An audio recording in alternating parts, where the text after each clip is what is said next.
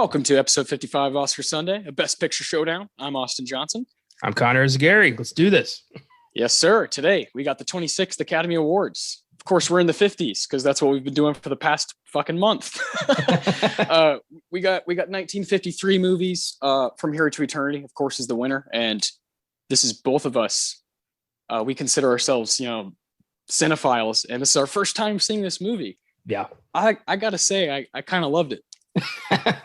It is not what I expected. It's very much its own thing, a trailblazer in many different ways.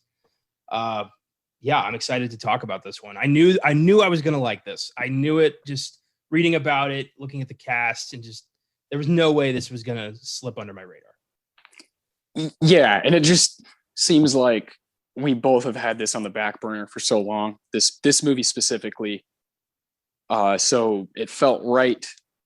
As far as the 50s winners go, here's one right in front of us that we haven't seen. That's just a total classic. And as we covered, let's see, Anatomy of a Murder, The African Queen, Rear Window, and The Defiant Ones. Yeah. So different years in the 50s. We've done a lot of 50s episodes on the show. Actually, we've done the more 50s movies than any other decade on this show.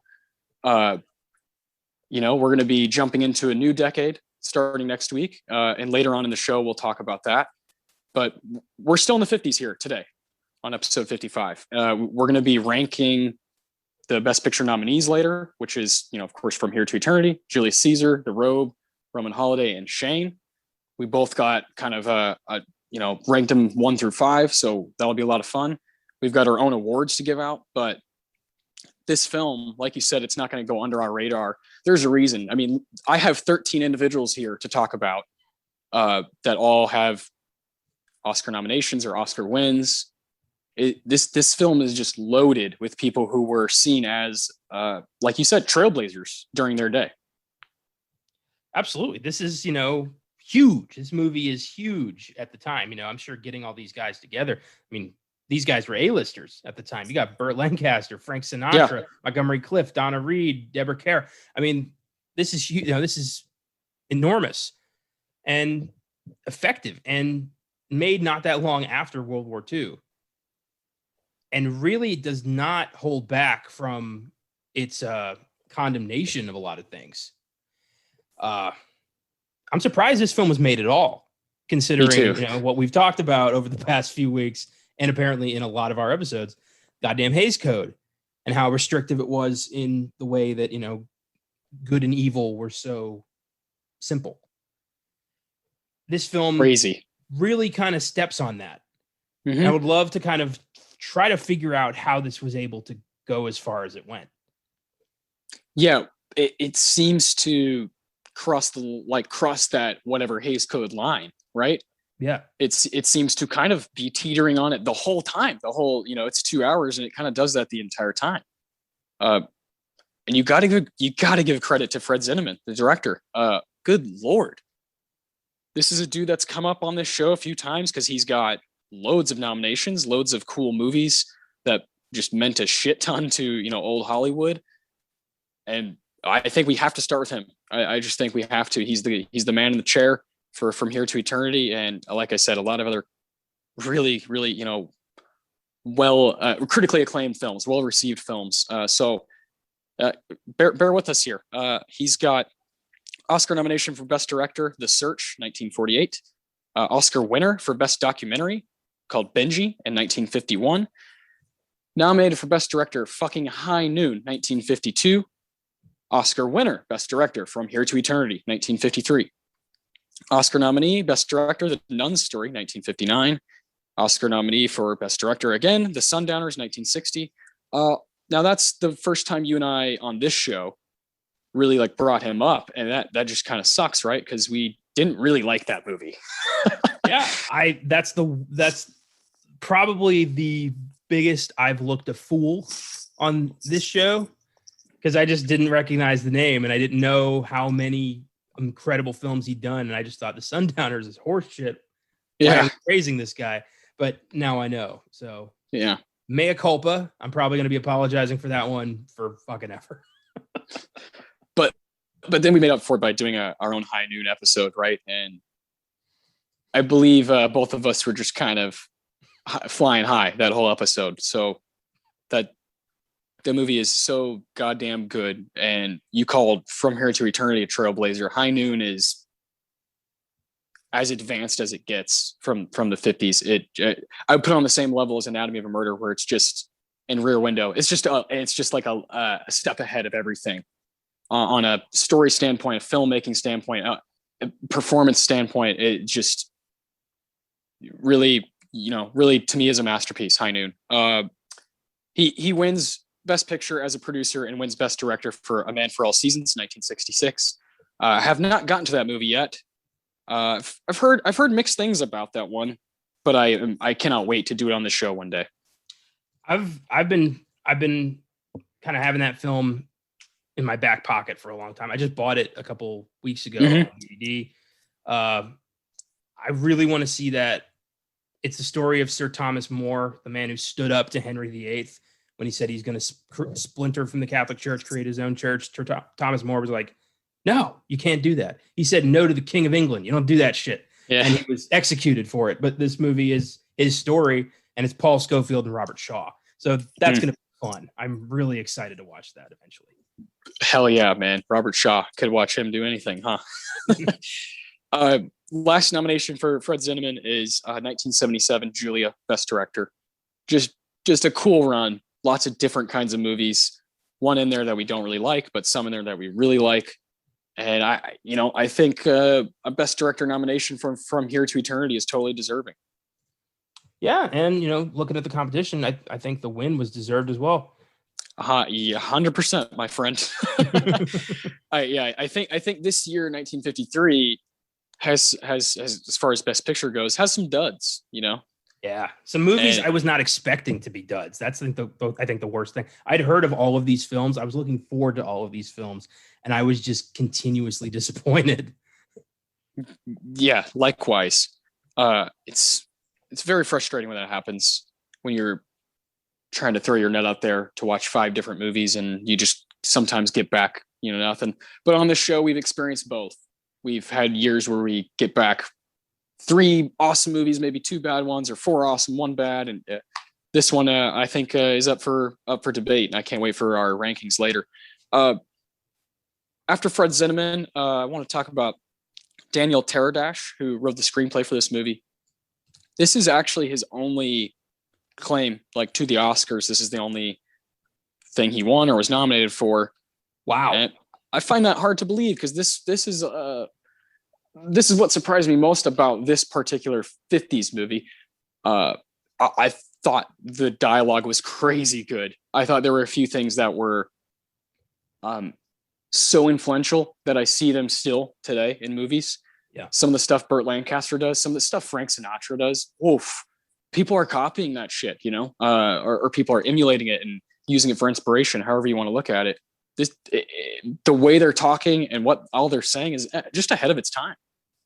Well, it's so easy for this film to kind of fall down the same hole that a lot of films of this time do, where they just kind of recycle the same old shit. It's predictable, one-liner romantic fluff.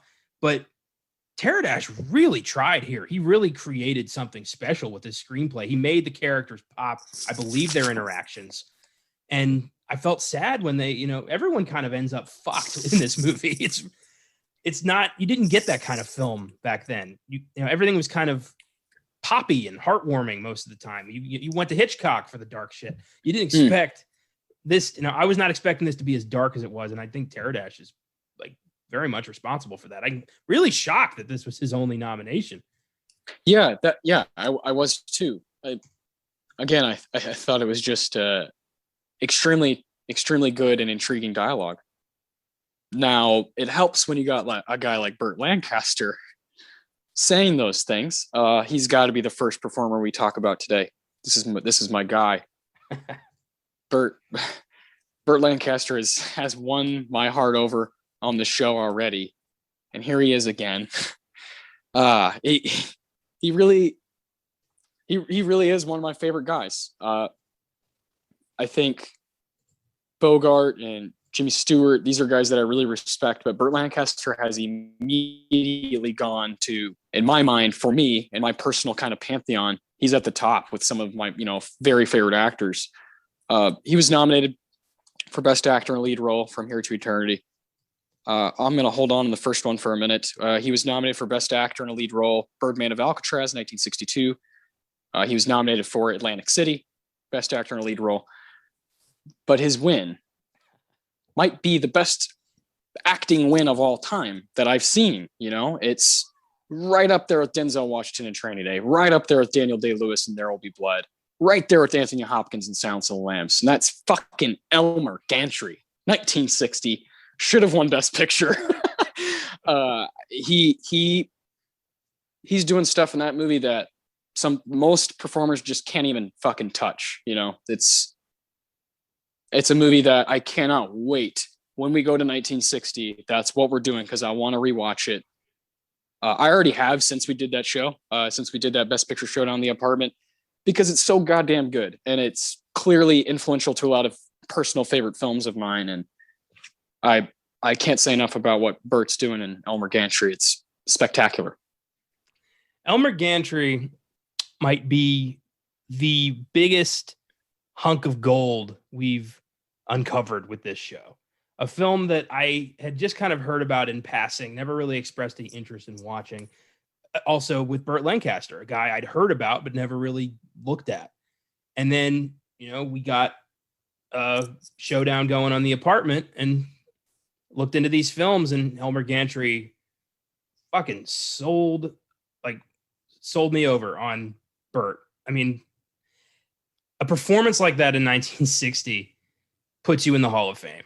I mean, I think about that movie from time to time, and I just kind of reflect on Jesus Christ, how? Yeah. It's amazing. I'm so glad he won for that, because he fucking earned it. And yeah, I'm very glad we were able to check that out. It's been a film that's kind of popped up a few times on this show, just in general conversation, because we fucking love it so much. Yeah. And I'm right there with you. When we get to the 60s, that's the very first film we're throwing in that pile, because we need to do a proper dive on Elmer Gantry. I agree. And that would be the way to truly honor Burt Lancaster. That's his one win. Four nominations altogether. And talk about fucking just the longevity. He goes, he's really good in From Here to Eternity. Really good. Arguably could have won for his performance in this movie. But then you go all the way to 1981 Atlantic City, dude. He's unreal in that movie. And that's my favorite movie from that Best Picture group is Atlantic City. I like it just a tad more than Raiders. And it's because of him. It's solely because of Burt. I think the directing is really fucking cool and whatnot, but so is Raiders, right? It's just that I rather watch Burt than Harrison Ford, because I fucking love Burt, and that's just where I'm at this point, because of Oscar Sunday and because of his skill. Wow. I'm just looking into his filmography, Burt Lancaster. Yeah, unbelievable. In 1977, he did The Island of Dr. Moreau, and he played Dr. Moreau. So if you want to see Burt there's so as many a movies we need to see. That's what we got. So many we need to see. His resume is so intriguing. Every title for every film is like, wait, what? I got to check that out. My favorite thing about this show is that it makes me kind of fall in love with these performers all over again. It kind of shows me these guys in their prime, gives me a chance to actually witness their great work and understand them as legends. I've gotten to do that with Jack Lemmon, with Charlton Heston. It's been an honor, and I'm so happy for that. It's really a gem every week. Dude, think about, what we've done just without even really realizing it or thinking about it, because we're just always moving, and you are constantly doing all kinds of other podcasts. We've covered Jimmy Stewart, Bogart, Hepburn, Jimmy Stewart again, Sidney Poitier, and now these people. It's just like these people were Leonardo DiCaprio and Cate Blanchett of their time. That's what they were. And so you and I are taking upon ourselves to put ourselves in that space for over a month. really try to live there for a minute. Even if you're, obviously going to always be watching new stuff, as we both are, we both watch Loki, Yeah. but we very much, when we're watching these movies, and we put ourselves in that place. This is who was Hollywood. This is who was movies at this time in the 50s. I looked back on that today when I was working today and just kind of thinking about what we're going to do on the show and what we're talking about. I just think what we've done over the past month, while I think we both have a bunch of learning and growing to do, I'm very proud. I'm very proud and honored to just be in this decade and talk about this stuff that means so much to the art that I love most, which is filmmaking, and I don't ever want to take that for granted. Oh, of course not. I've never in my life, on any of these podcasts in passing, I've never claimed to be an expert. In no way am I an expert. I'm just a very passionate fan who is constantly trying to find new ways to express that fandom and new reasons to. And these podcasts are all an avenue to do that, to just constantly enjoy it. And doesn't matter when these films were made. All that matters is that they were made and we still get to enjoy them. Yeah. Love it, man. Love it. I know you got something to say about a movie we'll talk about here in a minute. Montgomery Clift. Real good. And From Here to Eternity. Real good. So good he got a nomination for Best Actor in a Lead Role. But before that, he got a nomination for Best Actor in a Lead Role for The Search, 1948, and A Place in the Sun, 1951. And then a few years later, 1961, he's up for Best Supporting Actor in Judgment at Nuremberg, a film that I know we've brought up a few times. And I mean, why not again? Why not indeed? And yeah, who's he in there with? Fucking Burt Lancaster. Yes, sir. That was my introduction to Burt Lancaster and Montgomery Clift and Spencer Tracy. Oof. That was a heavy hitter. I wasn't expecting, that to be as heavy a hitter as it was. And I just want to say, as a side note, I love a film that has 2 nominations for Best Actor. Me that too. is, that's a Clash of the Titans. That's, just a constant battle for stage supremacy. And we just get to enjoy reap the benefits of it. But yeah, Judgment at Nuremberg, another film I'd love to tackle head on. Beautiful, unforgiving film about the aftermath of the Holocaust. And every actor in there is just lights out incredible. Maximilian Schell, however, he totally deserved the win. He is fantastic as a German lawyer trying to stand by his people, but knowing the Nazis were monsters and having to justify that. His role is so complicated, but he fucking pulled it off so well. And yeah, beautiful movie. I urge everybody to watch that. It's important. I totally agree. I love your point about having 2 actors within one movie in one category. And it's especially cool when you get Best Actor, Best Actress, Best Actress. And isn't that what should have happened this past year? Shouldn't we have had that happen with Judas and the Black Messiah? I don't know where the supporting bullshit came from. They were both, it was their movie. Yeah, so then you would have had Kaluuya, Stanfield, Chadwick Boseman, Anthony Hopkins, and Riz Ahmed. I could live with that. Maybe. Yeah, that would be like the 5. That's probably what it should have been, right? I think it's just so odd that we didn't see Kaluuya and Stanfield compete in that category. I just love that. I think it's really cool when you have, like you said, a Clash of the Titans. I think it's probably should have happened more sometimes. Yeah. Like maybe the Academy wants to share the wealth sometimes, and it's like, oh no, just be honest. Well, if there's one thing the Oscars don't do, it's honesty very often. I mean, yeah, it's very corrupt, very pointed organization. But here we are. Here we are talking about it. There are some wonderful movies nominated, that's for sure. There's some wonderful performers, and one of them, is Burt Lancaster. Another one is Montgomery Clift. How about Deborah Kerr?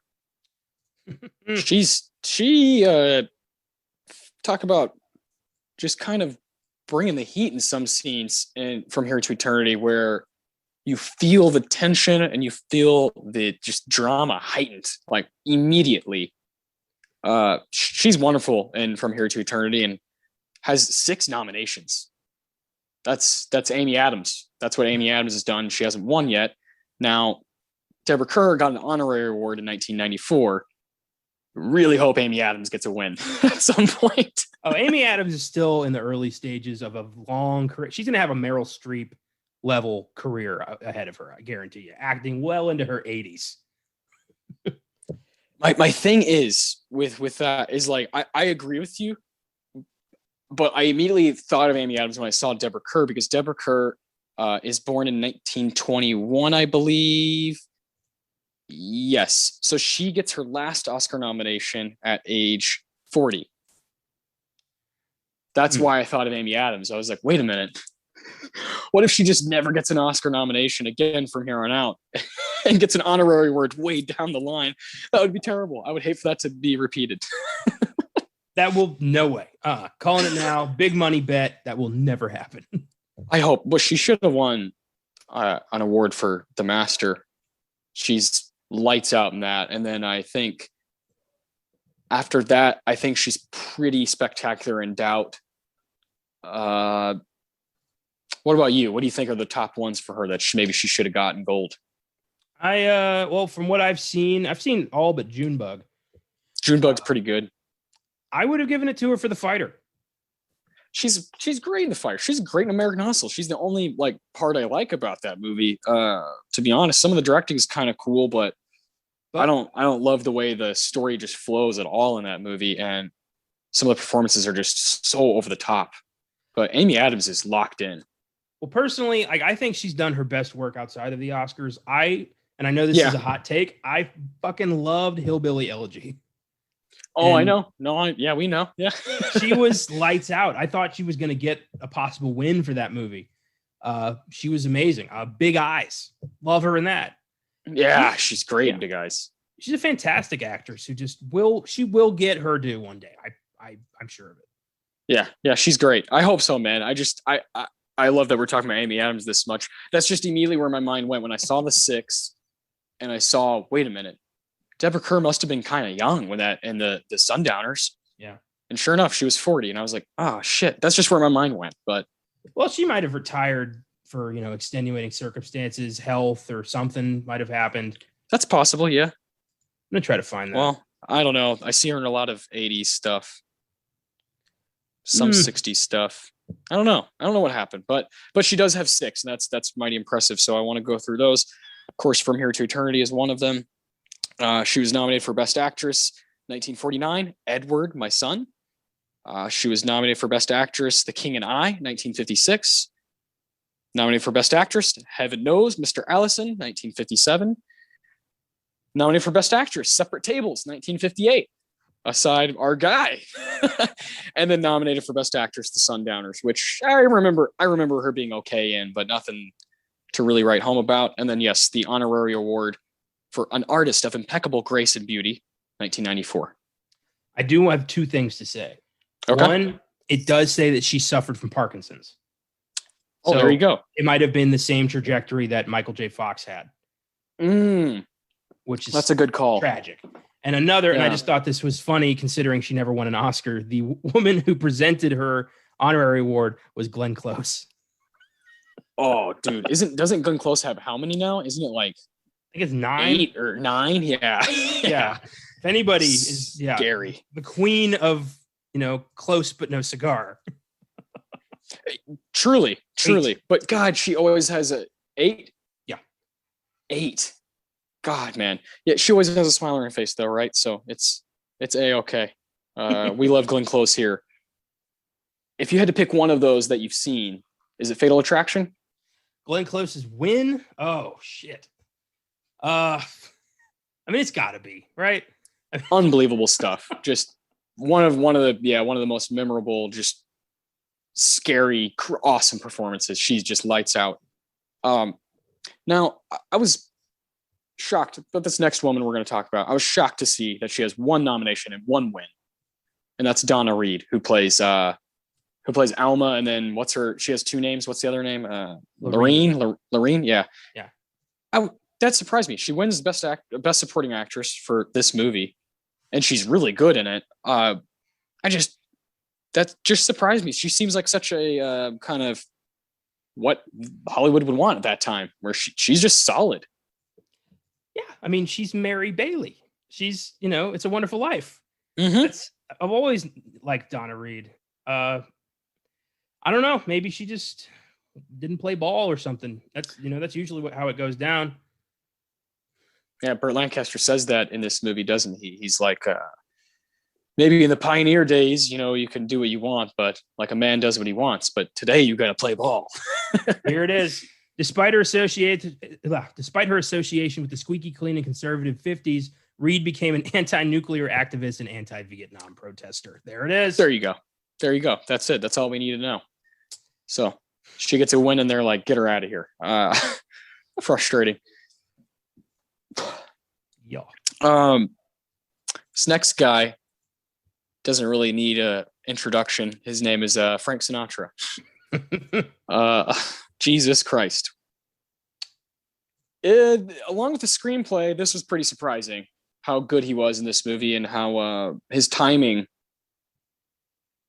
it was kind of scary. It was kind of scary how real it was and how I feel so many kind of supporting actors and characters kind of building off something like this, a performance like this from the 50s. He stands out from the stuff we've watched the past few weeks. Frank Sinatra is, and this role as Maggio is going to stand out. I'm going to think about it. And such a brutal storyline. We'll definitely be talking about his stuff in our awards. I'm sure he's going to get brought up. And he won Best Supporting Actor here. He got a nomination for Best Actor in a Lead Role, The Man with the Golden Arm, 1955. Humanitarian Award, 1971. And of course the music stuff is there, right? But I want to open the floor for you, Connor, to kind of share, if any listeners are unclear on his connection with outside influences, Frank Sinatra. Allegedly, we have to say that. It's got to be kind of open about it. Yeah. But if you've ever seen The Godfather, what's his name? Johnny Fontaine, I believe. Mm-hmm. Yeah. Him going to the Don to say, there's this movie coming out and they've already cast the guy, but it'd be a perfect role for me to break into Hollywood. And then the mob, makes him an offer he couldn't refuse. That was based on Frank getting the role in From Here to Eternity. Allegedly. Mm-hmm. It's a story. Yeah. The chairman of the board was not exactly squeaky clean, they say. And until, all the Sinatras are dead, we're never going to get the movie that tells that story. But he was really good. You never would have thought, arguably one of the most famous human beings who ever lived would have this kind of skill. I was really surprised. For the longest time, I thought that his Oscar win was bought and paid for, but he earned that shit. And yeah, I was very impressed. Props, as if he needs my props, but props. Yeah. Are you, is he someone you listen to at all? I fucking love Frank. Oh, yeah. Very much. Yes. That's cool. Yeah. I've never been like a huge fan of that era of music, unless it's just straight jazz, like Charles Mingus kind of shit and John Coltrane. But I can't deny just the brilliance, right? The voice is astounding. He has 518 soundtrack credits on IMDb. That is the largest number of credits I've seen for anything for anybody. Usually I'm impressed by 100, but he has 68 acting credits, and just his, like you said, one of the most famous people to ever live. I'm really glad that this is the thing now that I will kind of point to when I think of him. Immediately, I will think about this role. I'll think about him being drunk on the beach. I'll be thinking about his downfall in this movie and how really it's a movie within a movie. This performance, it's some of my favorite films, of all time, are just like the classic Citizen Kane, rise and downfall. And I think with Maggio, you see that. You see him winning all this money. And then from there on, once he gets all the money, his life sucks. and it's kind of like beautiful where there's a whole another movie happening outside of just his plot line, but his plot line is so intriguing and so fascinating. This is what I'll point to when I think of the guy. Guys, yeah, he is a total legend, and there's a lot of ways you could respect him, you know? Yeah. The way I do it is I got to tell you, My Way, maybe the best driving song ever written, to just blast that shit and just declare I did it my way. Oh my God.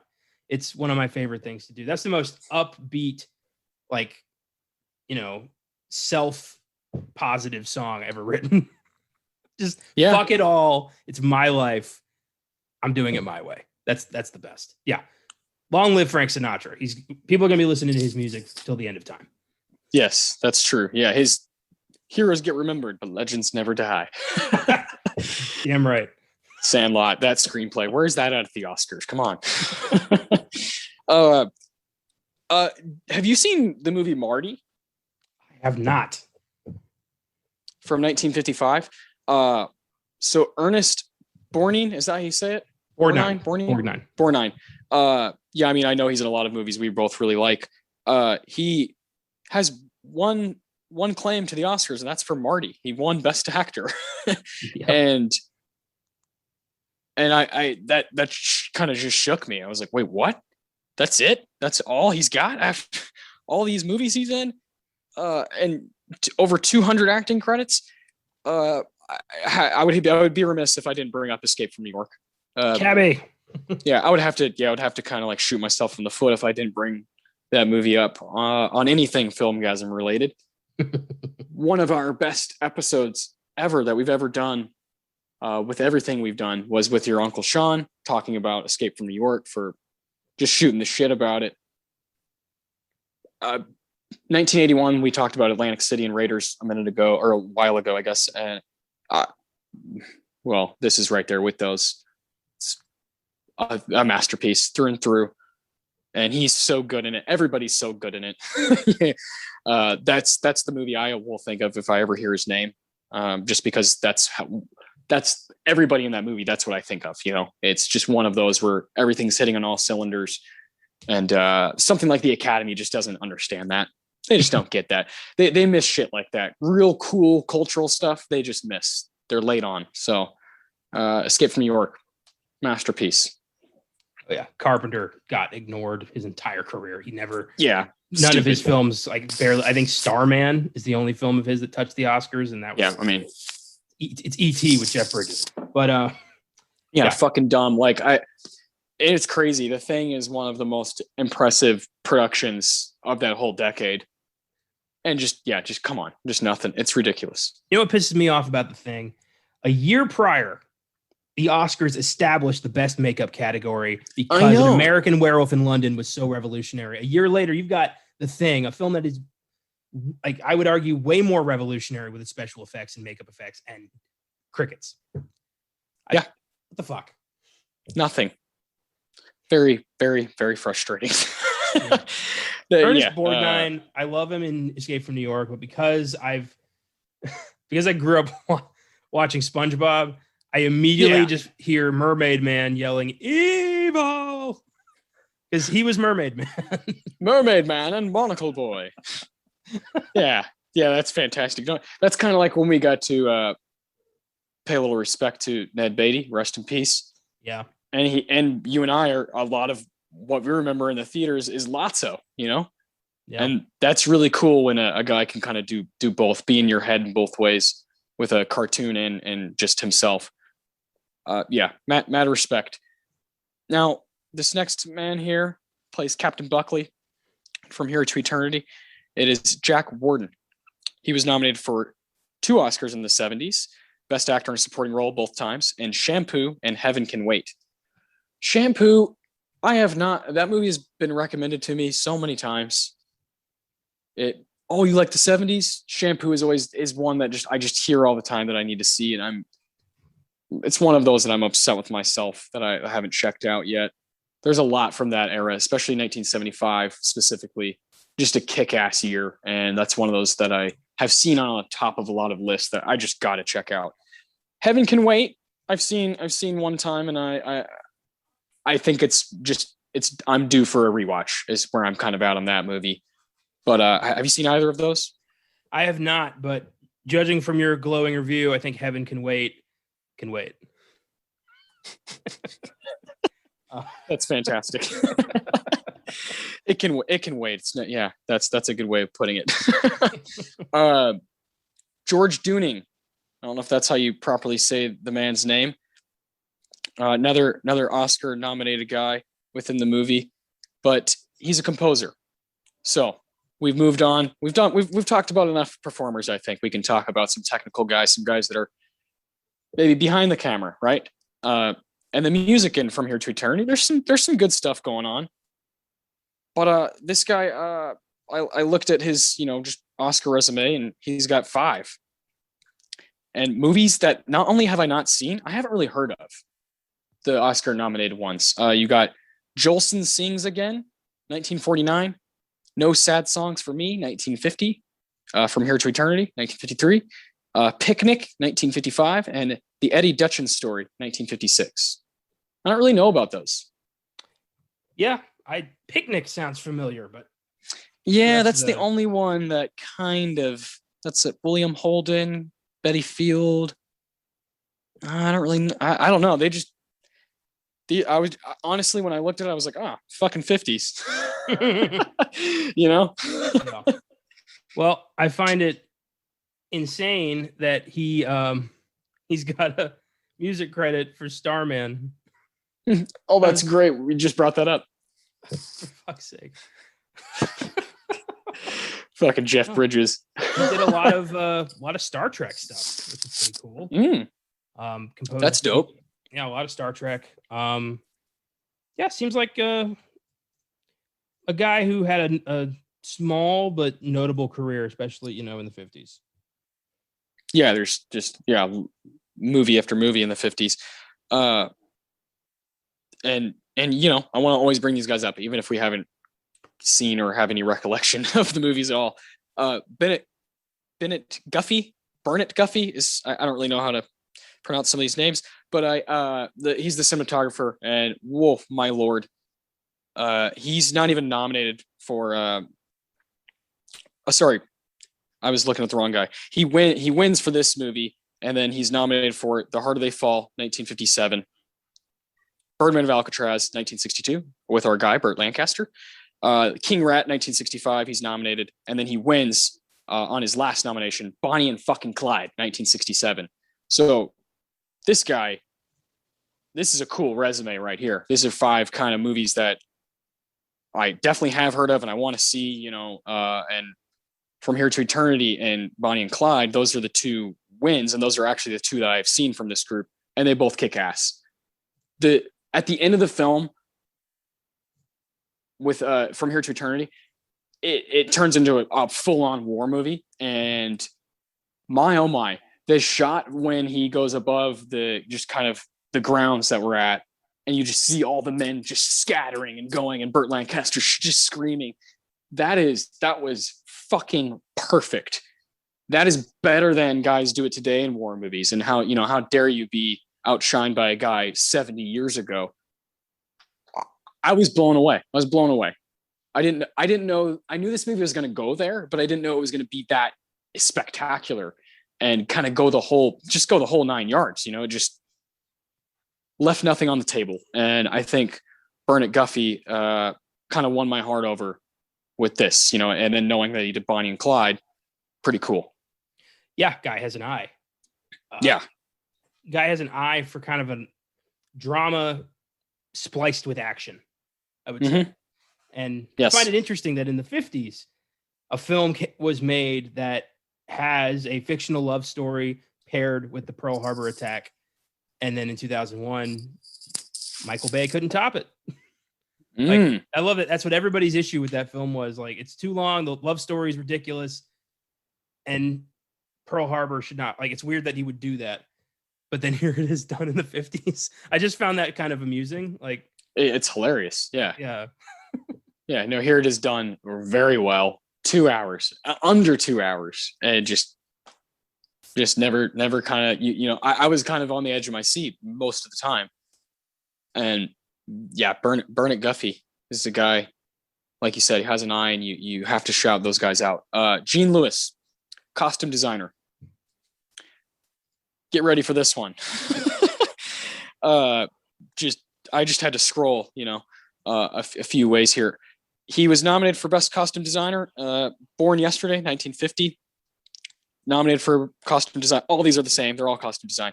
Nominated for An Affair in Trinidad, 1952. Nominated for From Here to Eternity, 1953. Nominated for A Star is Born, 1954. Nominated for It Should Happen to You, 1954. That's 2 in 1 year. Nominated again for Queen Bee, 1955. Won in 1956 for The Solid Gold Cadillac.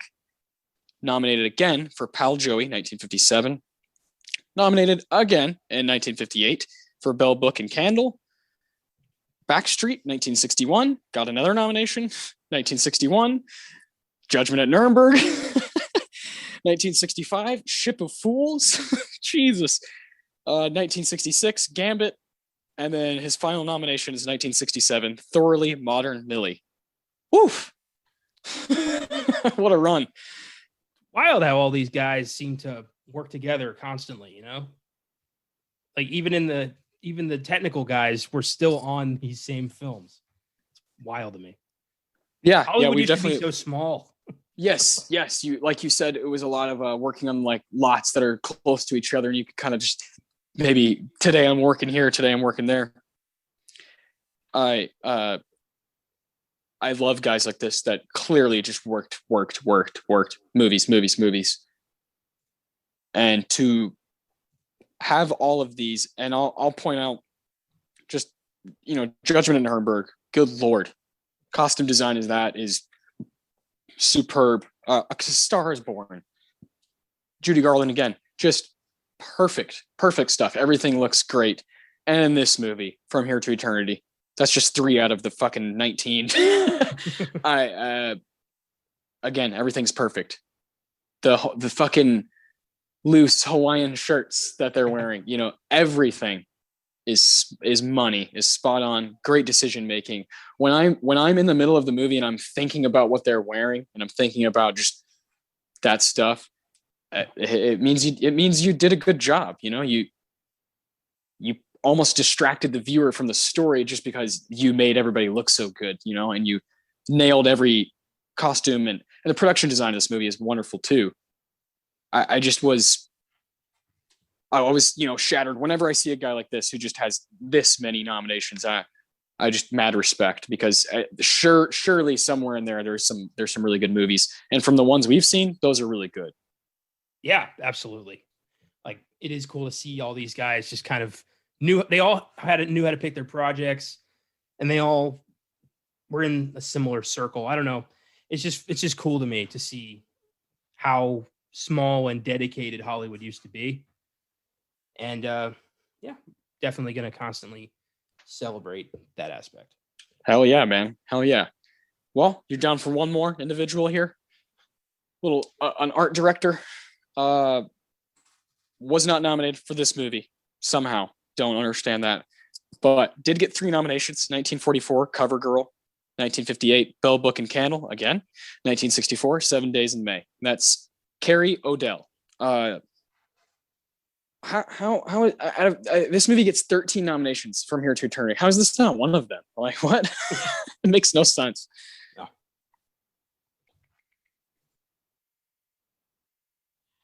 Well, I think honestly, I don't think art direction is this film's biggest, strongest suit. I think a lot of it's outdoor setting, kind of a natural set design, using Hawaii to its benefit. And then you just got kind of army barracks. I don't really think there's a lot to shout out when it comes to the set design here. I'm probably a little too in love with the bar and the lounge. And like you said, though, it's not really the main stage of the film. So yeah, I'm probably like a little too obsessed with that, or biased towards it, because I really like this movie. And when you get 13 nominations, it's like, why not 14? But yeah, man, this is always how we start the show out. Sometimes it takes 10 minutes, sometimes it takes 40. You never know. This is a heavy hitter. I do want to, kind of pass it over to you so we can kind of go through the 26th Academy Awards. But I don't, I really want to spend quite a bit of time on our rankings, so we don't really need to go into all this. I kind of want to breeze through these 13 nominations and 8 wins, because I want to hear your thoughts on The Robe and Julius Caesar and Roman Holiday and Shane. So I'm really excited for that. So I'll let you kind of take over. Do you want to start with film editing, or what do you want to do? Well, like you said, there's a lot here. We can kind of just breeze through them, show you, like, just kind of list off what this film was nominated for, what it won for. And considering that the other 4 films we watched are heavily involved in this Oscars, I'm sure the competition will kind of just come up organically in our rankings. Yeah.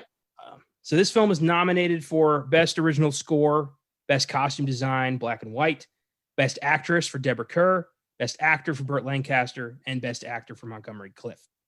The wins this film had: Best Film Editing, Best Sound Recording, Best Cinematography, Black and White, Best Screenplay, Best Director, Best Actress in a Supporting Role, Donna Reed, Best Actor in a Supporting Role, Frank Sinatra, and Best Picture. This was a big one. 8 wins. Very few films have can claim that many wins at the Oscars. That's something to brag about. It ain't happening. I just don't see that happening anymore. There's just the competitions. There's too much. People would get angry if one movie just dominated like that. I would love for it to happen. I think it'd be awesome. If Parasite would have won 9, I would have been ecstatic. If Once Upon a Time in Hollywood would have won 9, I would have been ecstatic. I love when movies just destroy. I think it's kind of cool when the competition's shattered. But this past year, there was no movie that stood above the rest like that. So it's just different. Well, and it's been a long time since the Oscars really had a gate crasher like that. I think like Return of the King is the last time that happened. Yeah. This whole spread La the La wealth. Land. Yeah. This whole spread the wealth thing kind of, I don't know. I think it kind of diminishes it. It's like you get an Oscar and everybody's happy. It just doesn't, I don't like that. I like, give it to the best movie that deserves it, regardless of how many that's going to be. I don't like that we're trying to like appease everybody. It turns it into like a participation trophy. Yeah. Take it category by category and pick the best one. That's it. Yeah. Don't even have any memory of, but we picked this movie for costume design, so we shouldn't choose it for cinematography. No. Take it as each. And that's exactly what we like to do here, especially with these showdowns. Once we get to that 5, it's like within these 5, let's choose correctly. Yes, exactly. So the 5 we've got for Best Picture this year, From Here to Eternity was the winner. We've also got Julius Caesar, The Robe, Roman Holiday, and Shane. All kind of a mixed bag of disappointment, if I do say so myself. Man. Yeah. It's already clear, I think, where our heads are at with From Here to Eternity, we clearly like. Yeah. And I'm with you. This is a rough group. Not only is it rough in the sense that neither of us personally loved these movies, they're just fucking boring. Yes. They're like the bad stuff that 50s has to offer. 50s Hollywood, 50s Oscars. We've seen some good shit. We've covered movies like Rear Window that didn't win as many things as we thought it should have. But here, when we do the showdown, all that's out the window. You're looking at these 5.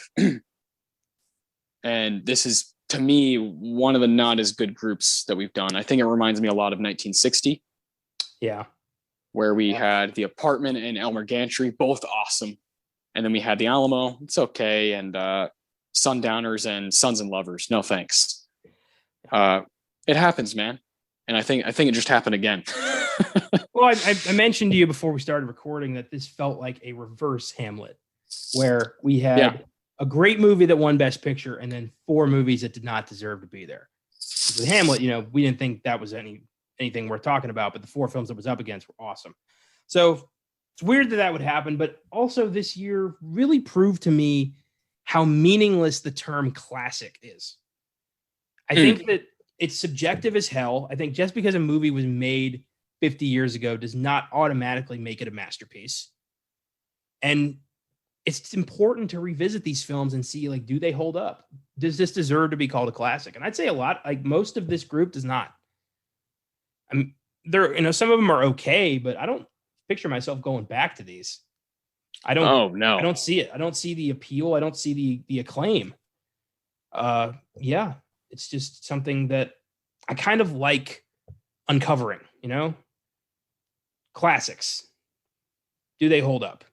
Why? Yeah, and why? Like, in context, like, what was it then, and why is it still here today? Yeah, that's definitely, I think, a thing that connects you and I as people. It's just like, we want to know. We want to know.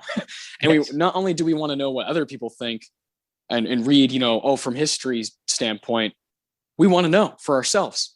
I want to have a stake in the argument. Yeah. I want to throw my hat into the ring. Immediately, I'll say in this group, one of my very favorite movies that I've watched over the past couple years is The Big Heat from 1953, directed by Fritz Lang. How the fuck it's not here is crazy shit. To me, maybe, it rivals From Here to Eternity. Awesome movie. I hate when movies just get missed like that. Stanley Kubrick's Fear and Desire. Very controversial. It splits his fans, I think, down the middle. Some people hate it. Some people love it. I'm one of those people that is in the middle. Of course. I think it's pretty good. 1953 does have stuff to offer, right? Yeah. So why are these here? It's so hard to answer. And a lot of it has to do with just, it's 70 years ago and we won't know exactly what was going on behind the scenes. And like you said, the Academy is not the most honest organization. So it's hard to kind of put your finger on it. But it feels good when you get one of those years like 1948, where it is 4 good movies, or 1979. That does feel good. That's nice. It is. It does feel good. And I know for a fact that our next Best Picture Showdown is one of those years. It's going to have some good stuff. Yeah. Episode 60, we already have our next decade ready, and those episodes ready to go. And yeah, for sure, that's going to be kind of a heavy hitter group. Well, do you want to properly start this? Go 5-1. Yeah, let's do this. All right. I'll let you start. I think what's going to be interesting here is just how you and I kind of put them in, like numbered them, ranked them, because we obviously don't love this group. Well, I knew what number 5 was going to be immediately, because there's one film here that isn't just okay, it's fucking horrendous, and that is The Robe. Yeah. This movie is Christian propaganda and absolute garbage.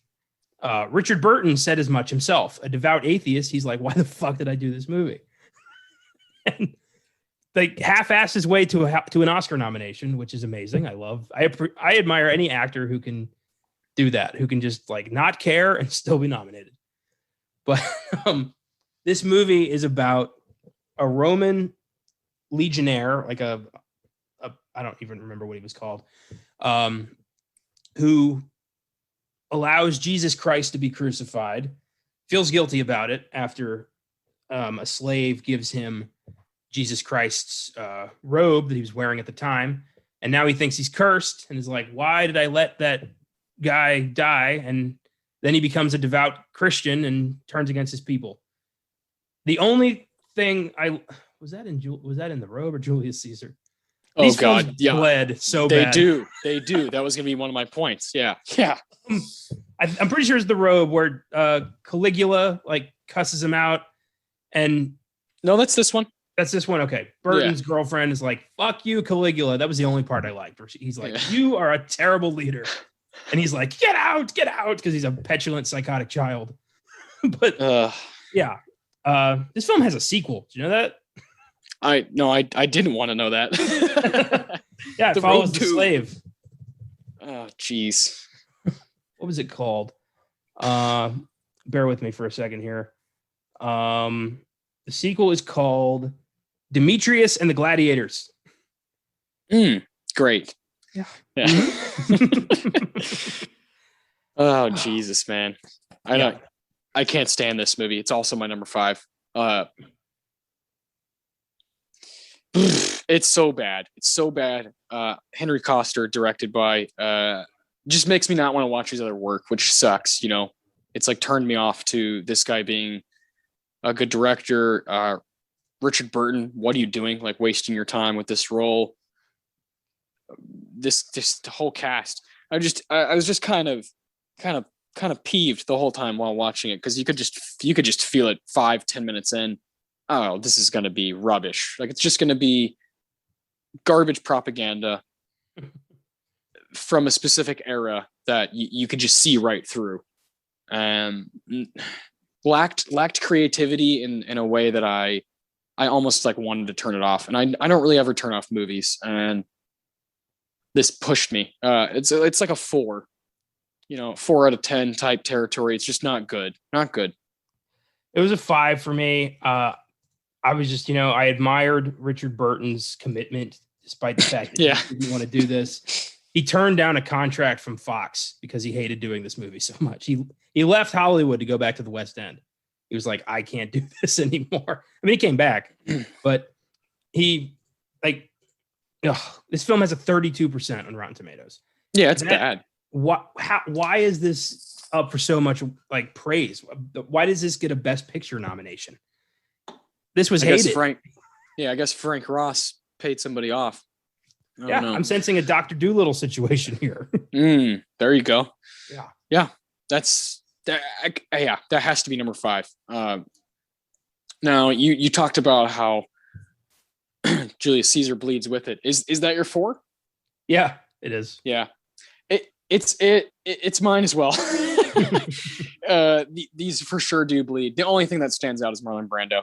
That kind of takes it just slightly past. Oh, and I gave Julius Caesar a 6.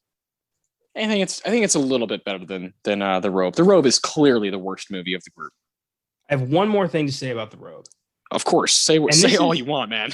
This is just something I noticed in Christian movies of the time. Why are we never allowed to actually see Jesus Christ? Like, why can we only see his feet or him from behind or from very far away? What do they think is going to happen? Well, it's to always have this idea. I was raised going to church all the time and whatnot, and like watching these kind of not these 50s movies, but just kind of like propaganda movies. That it's like if you can't see him, there's this fear instilled in you. Because if you saw just like a man, you'd be like, oh, well, no big deal. But if it's this almighty being and this higher power that you don't come in contact with, which you don't, I never did. It instills fear in you. I think that's a big part of religion, right? Is to just kind of scare you into believing something and to come to church on Sunday and giving money. It's a business. It's a business, and the robe it contributes to that. And so I do not like it. Yeah. Well, somebody should have told Mel Gibson about that whole thing, because you see a lot of Jesus in his movie, and oof. I haven't sat through Passion because I just don't hate myself. But I will eventually. It's a decent movie, I think. I was confused by Mel Gibson being the guy. This is the guy that's gonna Less Temptation of Christ is better. I'll say that. I figured. I'm looking forward to watching that one. I have not seen a lot of Christian movies because I just don't buy it. I don't buy it. I'm not into that whole. Yeah. I'm not sold on the JC. Neither do I. Yeah. But I was sold that, and now it's even more fascinating to watch movies like Elmer Gantry or There Will Be Blood or First Reformed, the movies that flip that shit on its ass. It stirs emotions in me and very much entertains me when it's on the screen. Did I tell you that before I was born, my family were Mormons? Woo! Yeah. So how about that? What a religion. Yeah. What a religion. Yeah. Yeah. They tricked my grandparents after my grandma's father died, and she was in search of meaning and something to connect with. They're like, hey, Why don't you study up on Joseph Smith and his miracles? Oh And man. yeah, I read into that, and I mock my family constantly for falling into that trap. Yeah, you're like, you guys almost sent me to BYU. Yeah, I'm like, holy hell, when's family game night? Oh my god. Yeah, So- yeah. Jeez, dude. No, yeah, I have some family members, some relatives who are Mormon. It's some fascinating stuff. I'll say that. Oof, I'm it's very kind happy I was raised outside of all of that. It's given me, the ability to kind of choose my own belief system and my own code of right and wrong, which is great. I'm an atheist, but that doesn't mean that I'm, attacking people every day or like, a monster. Yeah, see, I don't equate religion and morality. I very much was led to believe at school and church that someone like you is not a good person. That's the way I was made to feel. Yeah. That atheist is like a bad word, And here we are, buddy. Here we are doing a movie podcast together. I'm so glad you had an epiphany so I could meet you. It took going really far. It took going really far into it for me to have that epiphany. And when I did, it hit me like fucking Elmer Gantry did. I'll tell you that, my man. Julius Caesar, directed by Joseph L. Mankiewicz. Mm-hmm. That might make a little bit of a difference, and it definitely does have like a better, rap now than The Robe does. I think it's easy to say that we're not the only ones who would have The Robe last. Yeah, I don't think so. We've seen this with Hamlet. Putting Shakespeare on the big screen is tough. It's really hard to maintain an interest, regardless of what time period it's in. 90s Hamlet, I'm not looking forward to watching either. And that's like 3 times as long. But yeah, no thanks. Yeah. Julius Caesar has a great cast. I mean, seeing Marlon Brando and James Mason go back and forth is a treat. But the second half of this film, when like the Civil War starts, I'm completely lost. I'm out. Yeah. I don't care anymore. What sold me here was the kind of political drama of Rome. I liked that. Yes. Marlon Brando's speech is one of the highlights of his career. It's incredible. He's the reason I gave this film a 7, because I would watch that speech again.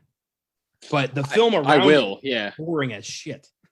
Yeah. I'm a similar. Yeah, I gave it a 6. I'm in a similar boat as you, where he kind of saves it. And that speech, I had the hairs on my neck were standing up. It was just crazy. It was one of those. Oh, that's why he's fucking Marlon Brando. That's why he's looked at as one of the GOATs. And yeah, totally saves the movie. But like you said, around it is just a bunch of boring mess.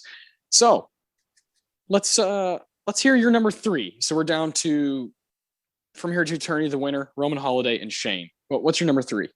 And number 3 is Shane. Okay. Same here. Shane, I didn't have high hopes for. I'm not the biggest fan of 50s American Westerns. They're all kind of the same shit. It's just, it's not John Wayne. It's the only thing that separates this one from the rest of them. Oh, geez. Jack Palance is what I liked about this movie. But even he is barely in it and really doesn't do anything.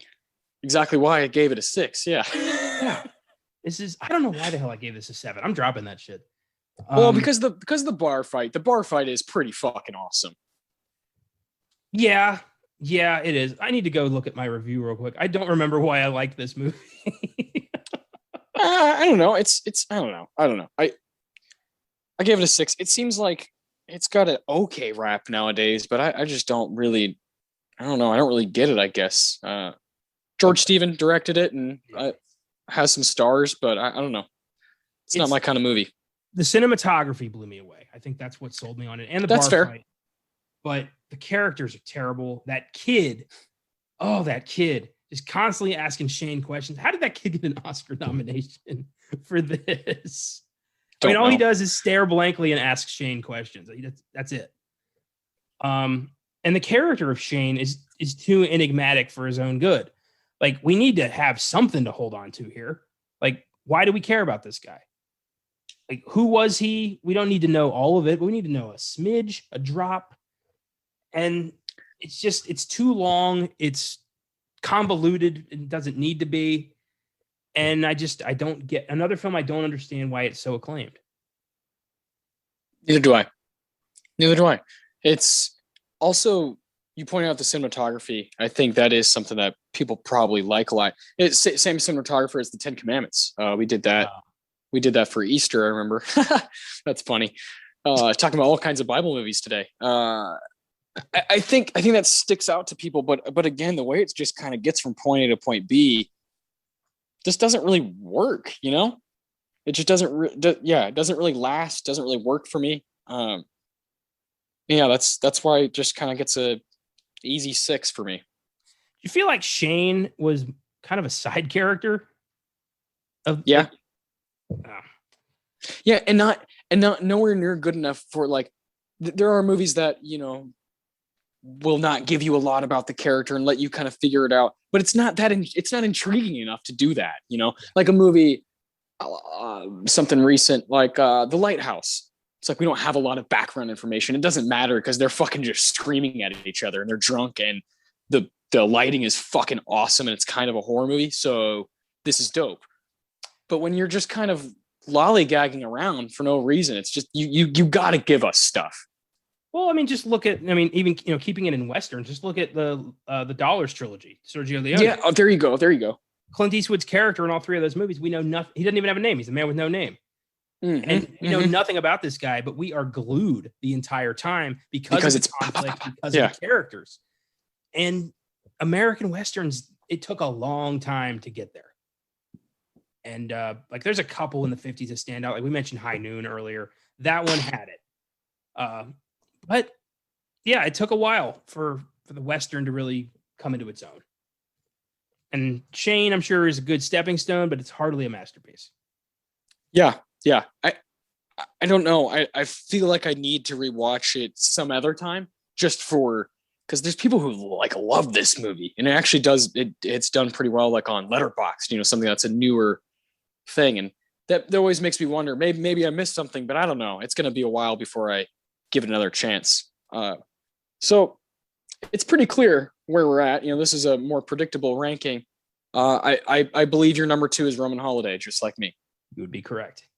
Okay. Now you and I have talked a bit about Roman Holiday today. We were texting just kind of general thoughts. William Wyler, an absolute icon when it comes to old Hollywood, and obviously, of course, up for Best Director this year. William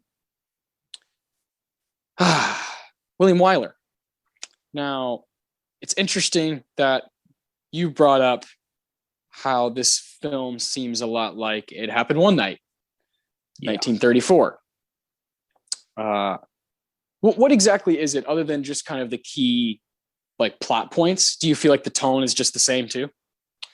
At times, I think that It Happened One Night was a little bit more sour in the beginning. Peck and Hepburn are pretty cordial from the beginning. Gable was more like "fuck you" most of the movie until they actually started spending time together. Just the idea of a wealthy heiress / princess who is tired of palace life, escapes into the real world, immediately runs into a reporter who wants to use her for a larger story, and then decides not to because he falls in love with her. It's the same movie. Yeah. Yeah. And that was it's Notting Hill too in the 90s. It's not Notting Hill is the exact same style, plot points, tone. But feels like this movie gets remade every 20 years or something. It does apparently. Apart from that, I felt like the middle of the movie's a big lull when they're just kind of exploring Rome. The kiss kind of comes out of nowhere. I liked the ending and how it was realistic, how she wasn't going to give up her throne for this Yahoo. That wasn't going to happen. But I like that it went, they had that moment of thank you for giving me something to remember. I appreciated that. Yeah, I do love that. I love an ending that doesn't say everybody lives happily ever after with who they want to be with, or this and that.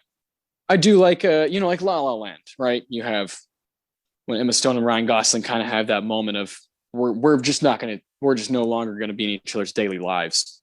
Yeah. There's something very, very like haunting about that, getting close to somebody and then maybe losing them quickly. But it's also so real and we can't help it. People like humans can't help it. And these two performers very much understand that in Roman Holiday. They're both pretty awesome. I'm like you, where I just kind of felt like it was similar to a lot of things, and a lot of movies I like do that.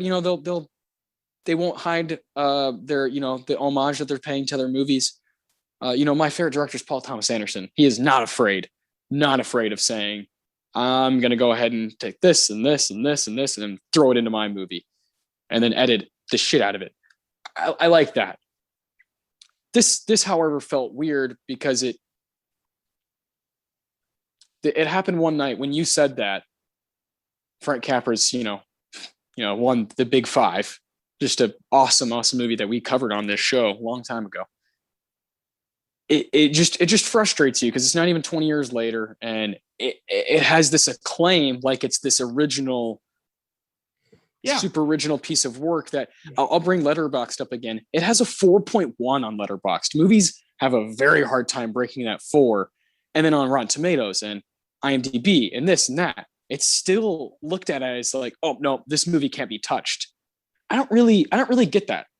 I don't necessarily trust Letterboxd when it comes to classics like this, because I think a lot of them are people who don't want to say they didn't like the movie because then they'll be ridiculed. I think there's a bit of that there. There's always going to be that with movie critics where they're looking around like, yeah, what does everybody else think? And I've been very vocal about how I don't give a fuck what anyone else thinks when it comes to my own opinions. And this film, I do not like that it's touted as the original, like the beginning of the rom-com. 20 years prior was the beginning of the rom-com. Yeah, like in the 30s, better movie. Yeah.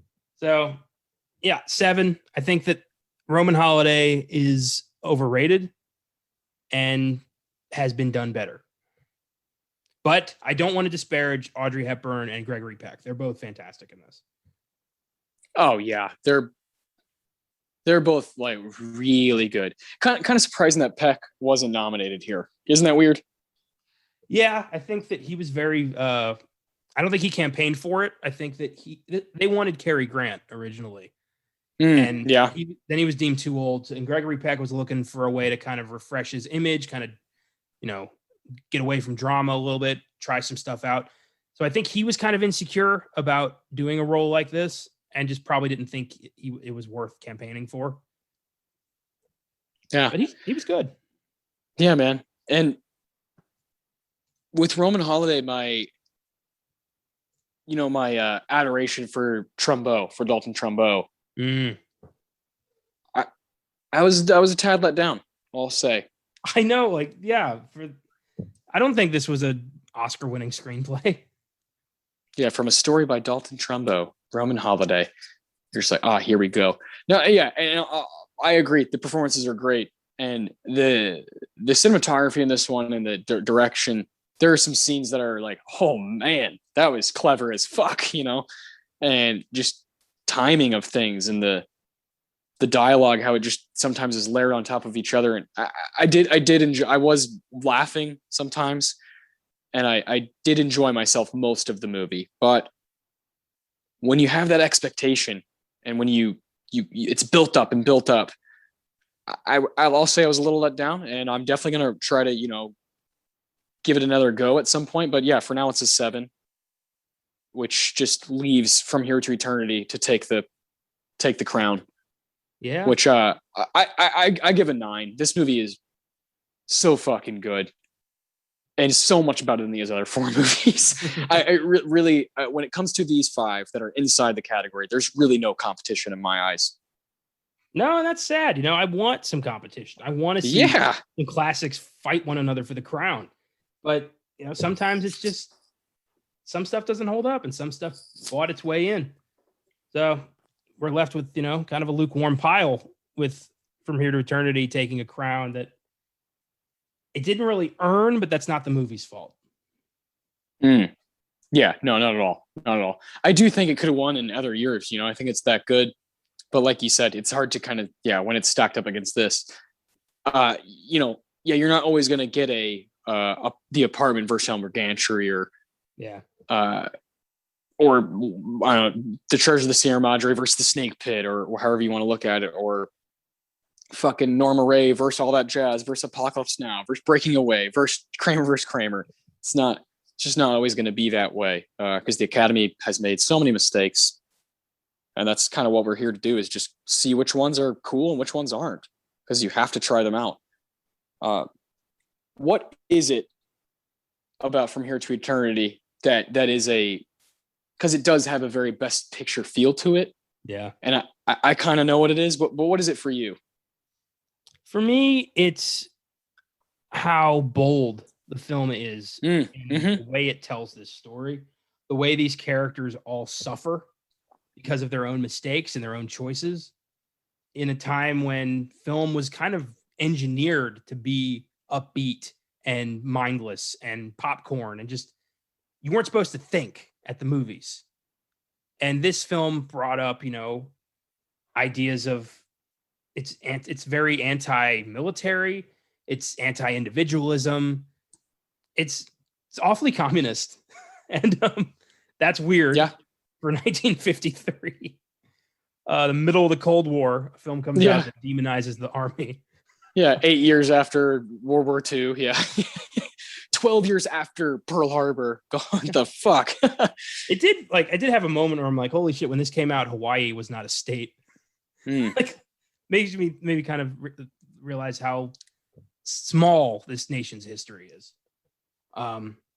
But yeah, I think that you've got a group of actors here who aren't afraid to do something different, and a filmmaker who is not afraid to bring that to the Hays Code and to the studios and say, I made this, now what are you going to do about it?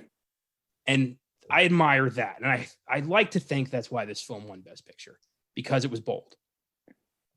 Yeah, bold, and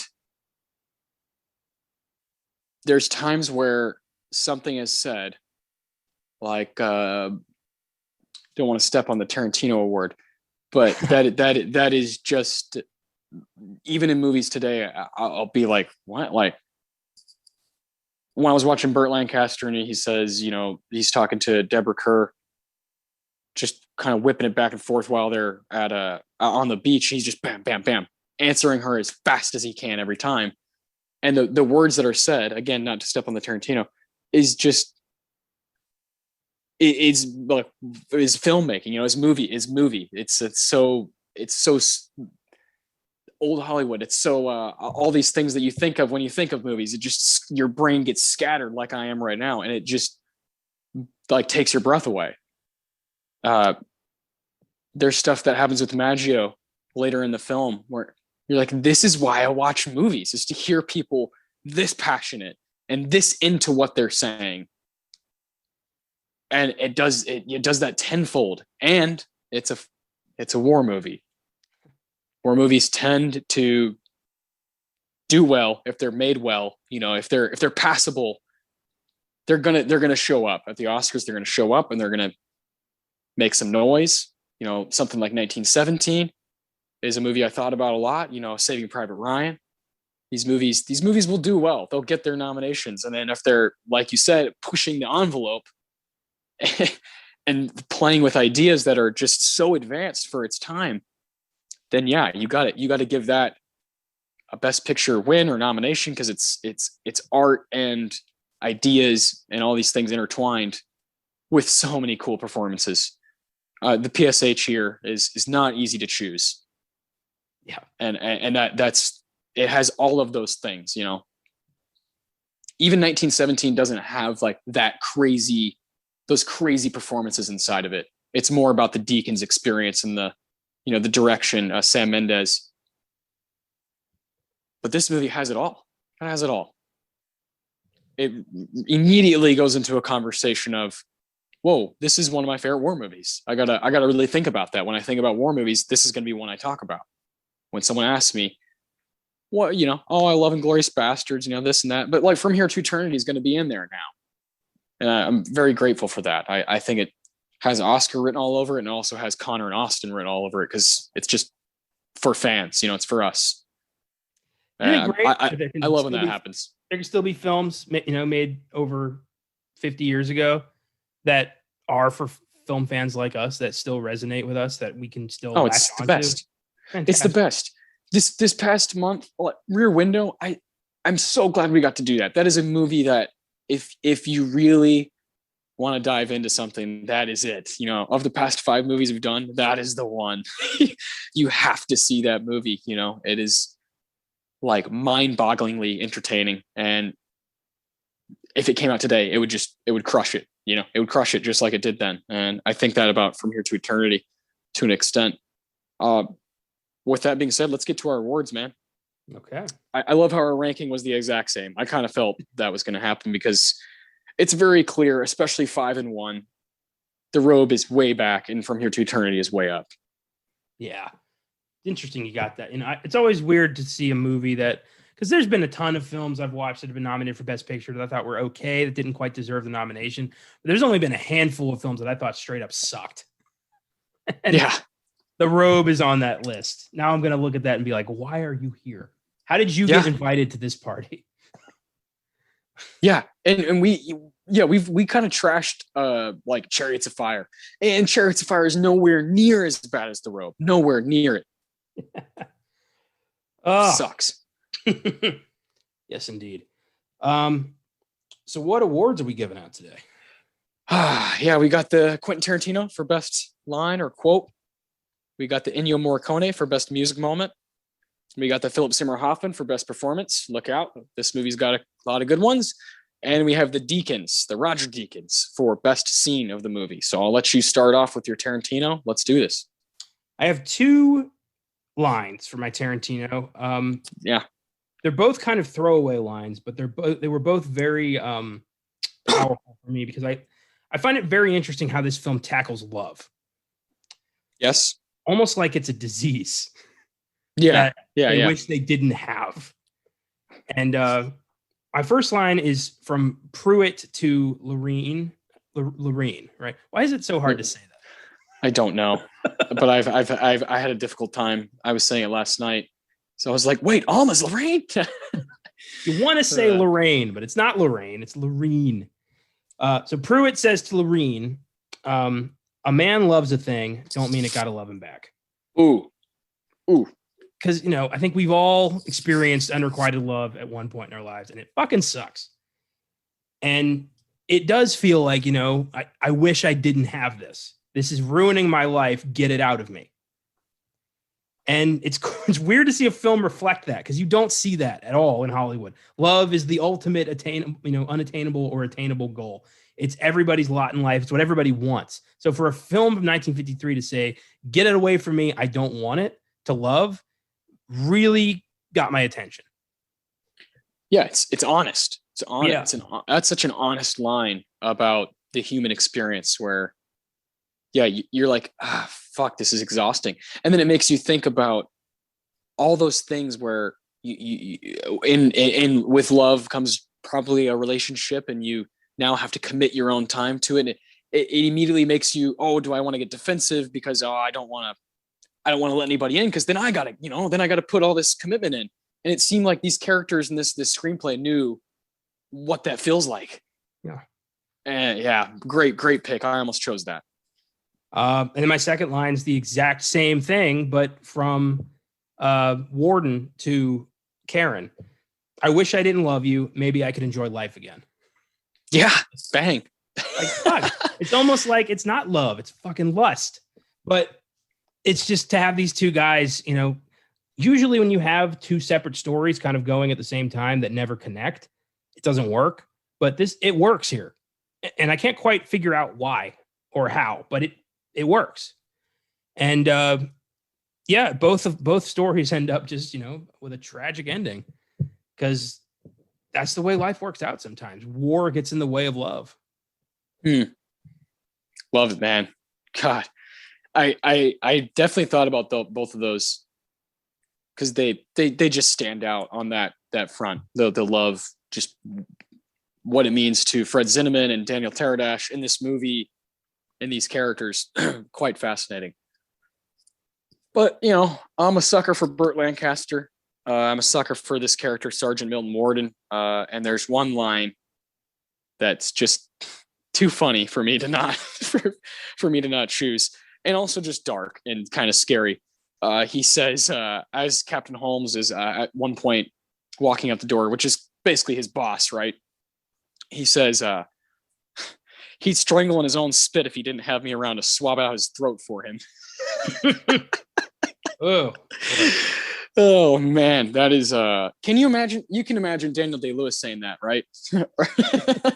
Just fucking so gnarly, so nasty, but kind of true. Captain Holmes fucking sucks. He's a terrible boss to have. Has just is absent so many times when it like he's needed, and there's Milt Morden there to pick up the pieces. well, the way he manipulates his troops, the way he ranks them by their skill in boxing, he's a fucking prototype for Colonel Nathan R. Jessup and A Few Good Men.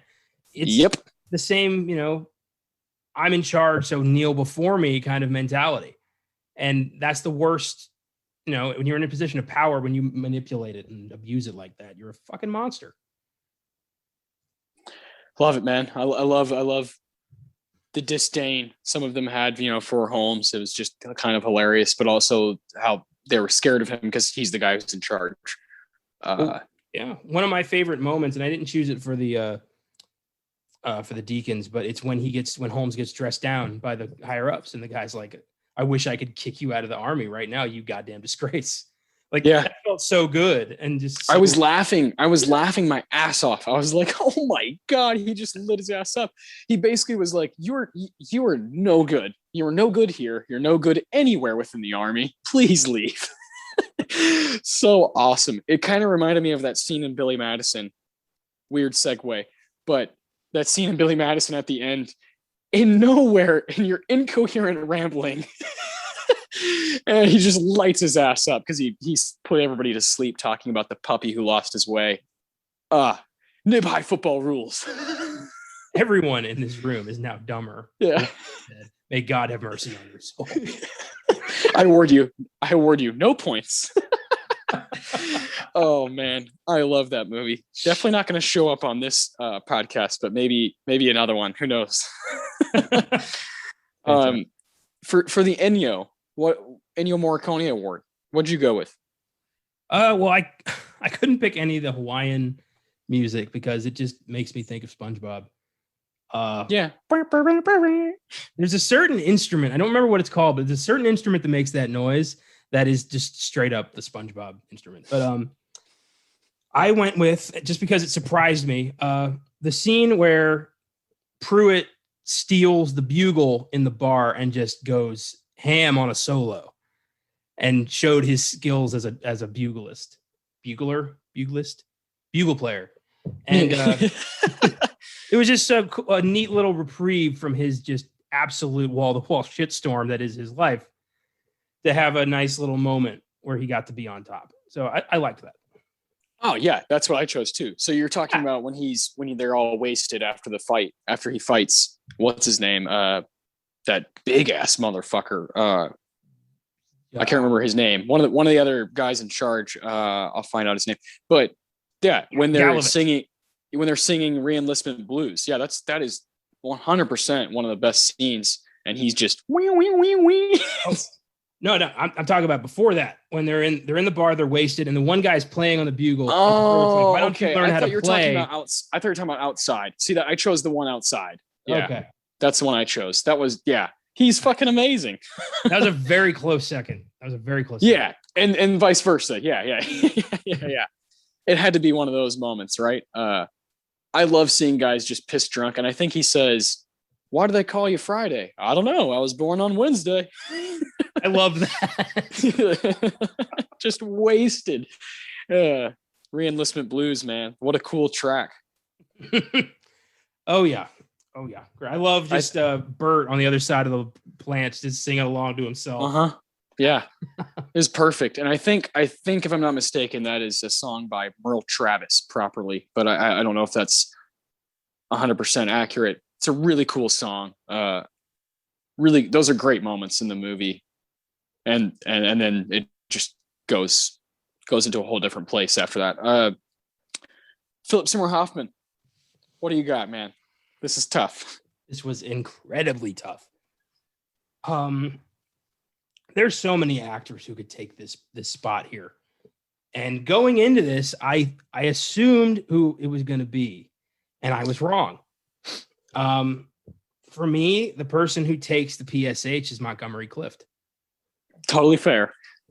as Pruitt, this soldier who means well, who is immediately shit upon because he won't box. And the way he takes this in stride, occasionally has his breaking points, but the way he handles this is admirable. And I like his character. His character doesn't quite make the best decisions, but he sticks by those decisions. And really just, it's his friendship with Angelo, his relationship, his eventual kind of pseudo friendship with Warden, and his determination to not let them win. They will not break him. And it's a great role. And it makes me want to check out more of Montgomery Clift's performances, especially if he could outshine everybody, in my opinion, at times. But honestly, there is no right or wrong answer to this one. It's really just, it comes down to personal preference and how you're feeling at the time.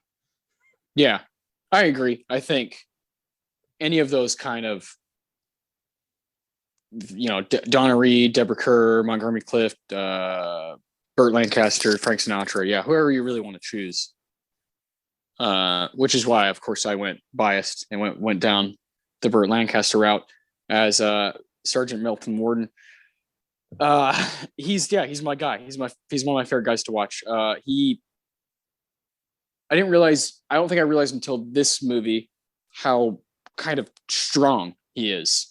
Oh my God. The presence in this movie is pretty amazing. He's got real broad shoulders, and his like thighs he's like a horse in this movie. And when the way he puts on his hat, the way he smokes a cigarette, how he gets drunk, the way the way he talks, he says, "It's not confidence, ma'am, it's honesty. I just hate to see a beautiful woman going all to waste. Maybe back in the days of the pioneers, a man could go his own way, but today you got to play ball." Everything he says is fucking money. And I've just gotten used to that at this point. Burt Lancaster, even in that airport movie, he's the only one who brings it. And then in movies that are good, he brings it just 100% all the time. And his scene when he's just pissed drunk is, I mean, of course, reminded me of Elmer Gantry, but is there a guy who plays drunk better than this ever? I haven't seen it anyway. I think Daniel Day-Lewis does a really good job at the end of There Will Be Blood. I will drink your milkshake. But I don't think anyone touches this guy. I don't think Burt Lancaster has any competition on the drunk front. I think because, I watched Elmer Gantry so early on in, what I've seen from his career, I always just suspect his characters to be up to something. There's always an ulterior motive in everybody he plays. And Warden's no different. He's playing his own game the whole time. Oh, yeah. Oh, yeah. And I think, there are times where he's a real shit. But there are also times where he, shines through. Like one of my other picks for the Deacons was the scene where he stops the knife fight between Angelo and Fatso. He doesn't have to do that. He puts himself in harm's way in front of a known psycho, and it's like, come on. I love when he breaks the beer bottle. It's like, come on, try it. Like, shit, man, who is this guy? Like, who is this fucking built like Rocky Marciano motherfucker who's just here? I would love like a little bit of backstory on who this guy is and how he got here, because there is a story behind this guy and his hatred of officers, and just like, he's fascinating. Yeah, and he's like, just a little bit ahead. Like Montgomery Clift, he says multiple times, like, I'm a 30-year man. And you're like, well, so is this guy. Yeah. They see each other in that way where they just have this kind of head down. I'm going to do this thing, but they cannot deny love. They both can't deny love. And it's this parallel story that's just fantastic. I'm glad we picked one and the other, we picked those two guys. This is part of the reason the movie hit us so hard. Obviously, this is a hard one to choose. I almost picked Frank Sinatra. Yeah. I love those kind of heat check supporting performances, and he kills it when he says, let's go to a phone booth or something, huh? Or I'll unveil a fifth of whiskey I have hidden here under my loose flowing sports shirt. I love when so he shows up in his uniform and they're like, why are you in your uniform? He's like, I was thinking of joining the army. Yeah. Or when he's about to leave and he's like, hey, you're on guard. And he's like, no, I'm not. He's like, you should have got dressed faster. Oh, man. God, this movie's good, man. This movie is good. And we got to do one more award. But I really do love that we picked Montgomery and Burt. Those two guys are just lights out. What's your Roger Deakins? My Roger Deakins came out of nowhere because I was not expecting this. It is the Japanese attack. Okay. Pearl Harbor. And it's the beginning of it. When the planes are coming and they're like, oh, there must be a demonstration out there. And I had to kind of realize, like, oh shit, Pearl Harbor's about to happen. Like, I had to have that moment of like, wait a minute, Hawaii, World War II, 1941. Oh shit.